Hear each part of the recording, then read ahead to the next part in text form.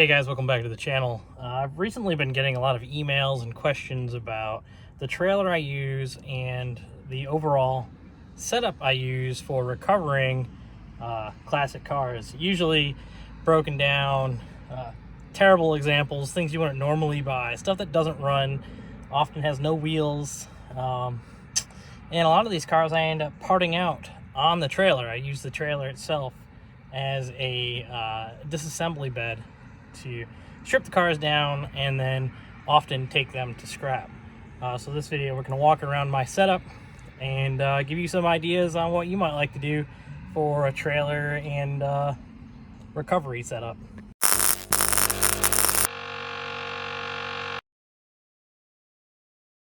The end of last year we picked up this 2010 Sequoia, which there's a lot of drama behind this truck. I haven't put a video out about it yet. It hasn't been, the truck's amazing, it's just our dealership experience wasn't great and we kind of got screwed over.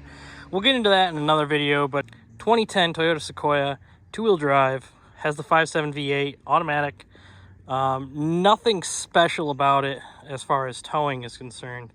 It's just a two-wheel drive truck.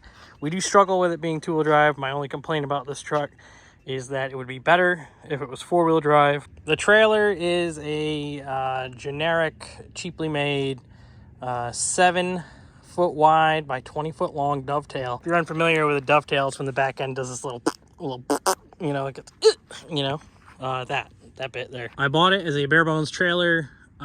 Came with 2 ramps. One axle has brakes and a spare tire. I did hack up the center of the trailer, the bull bar there, the crash bar, so that I can put this piece of 3x3 tube on the frame. I welded it all up. It's all my own welding and cutting and whatnot. Did it quickly, so you know, don't judge me, not a professional welder. Welded the second piece on there, and then of course welded the receiver on it too. The receiver winch mount was an Amazon find. I don't remember how much it was when I bought it, but definitely on Amazon. And the winch is just a Warn M8000, which is supposed to be a fairly good winch. I did have a remote for it, but now it's just the wired controller, which works great for what I need. There's over 100 foot of cable on that spool, and then I have a bunch of recovery gear that I use. We'll get into that in a little bit, but for right now, let's concentrate on the trailer. An addition that I added was this here jib crane. It's a pickup truck bed crane, and I wanted it mounted this low because it's just high enough to where if you have something really heavy sitting on the deck itself, like an engine and transmission, you can just undo these pins, swing the sucker over, pick up the engine and transmission, and then swing it off the bed onto the ground or onto a dolly or put it on an engine stand, what have you. It's pretty great.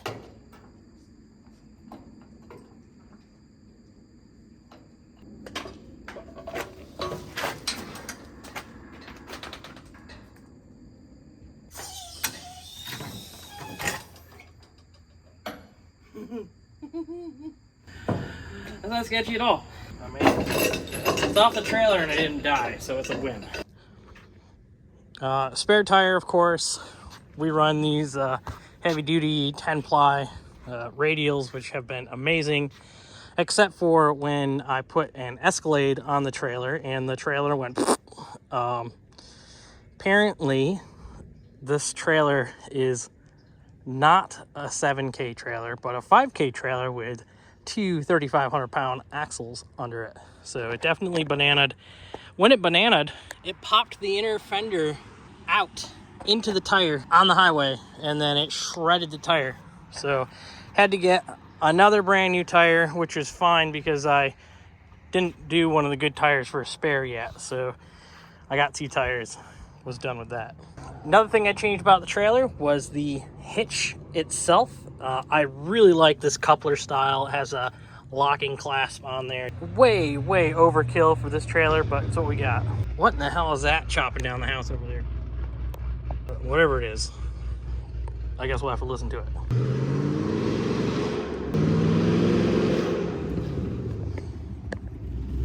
Kids these days. I do not have a battery setup that is mounted on the trailer. I probably should with a small solar power tender. It would fit nicely under there. I did intend on doing it, though I never have, because life, you know the deal. Let's not make excuses.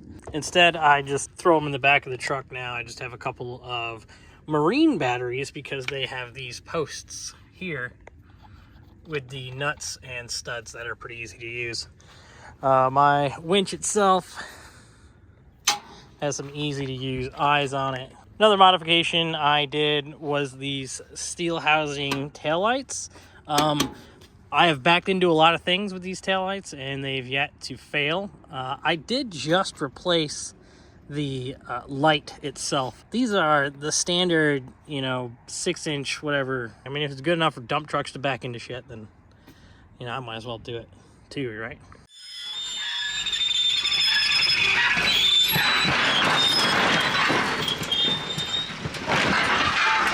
All right, well, some gripes about this trailer itself. It is flimsy. This trailer was the cheapest trailer I could find when I bought it, and it's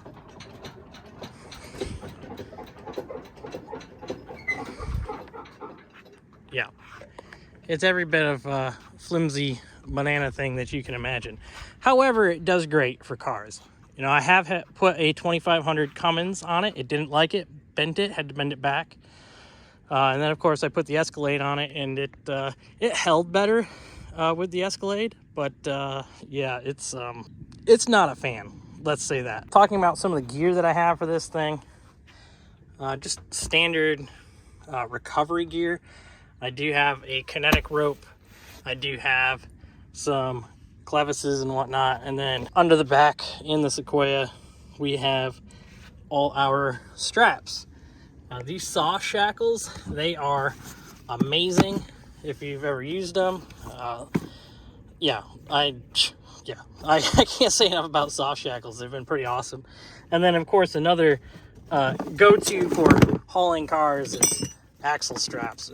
These axle straps are fantastic also. So you can get away with a lot with some axle straps and some soft shackles. I do have some different pulleys that I use, which is great when you're using the winch.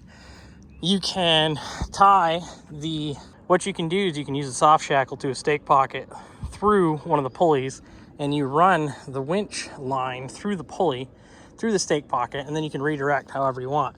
Another thing is, if you're in a tight space, like in the woods or something, and the trailer gets moved or it's in a stuck position, you can run your cable all the way back to the end of your trailer.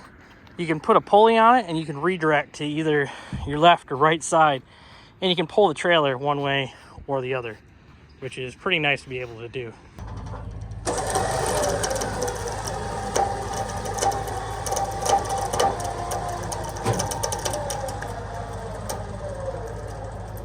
As I said, it is a 5,000 pound trailer.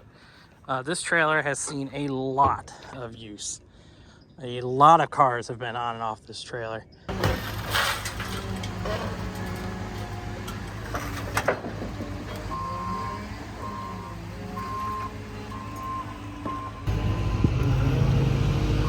Bye-bye, Volvo.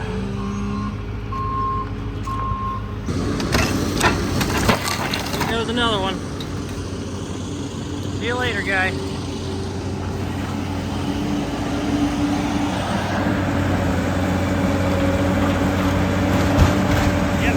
I highly recommend having a trailer like this if you do anything with cars, and you can find these pretty much all the time.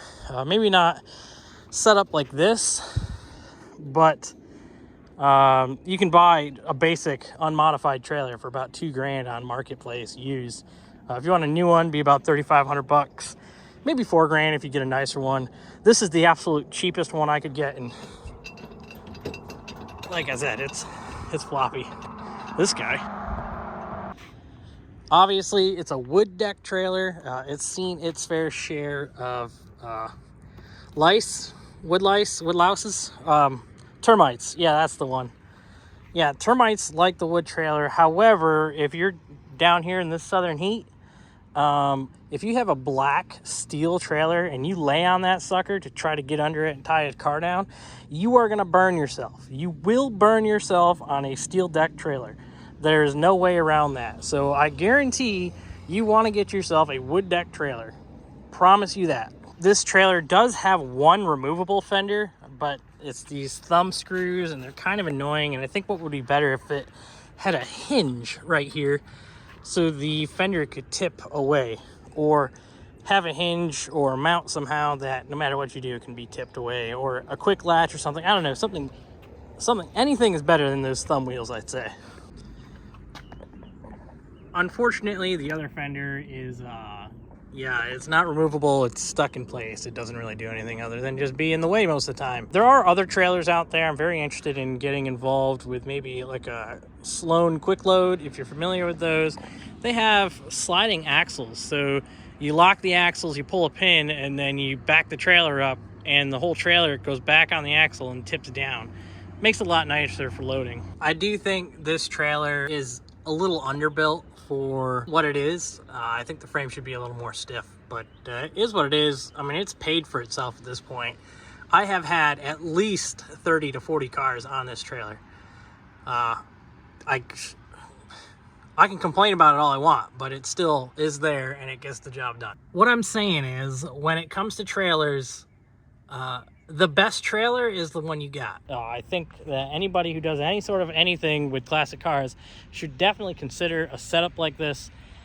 If anything, just a trailer with a winch and then recovery gear, pulleys, soft shackles, axle straps. That'll pretty much get you where you need to go. And then, of course, obviously you need tie downs for traveling with the things. This channel is supported by memberships, so if you watch this channel a lot and you want to support this channel, consider a membership. Otherwise, just leave a like, comment, subscribe, and well, how about you get in your garage, you fix something, huh? Have a good night.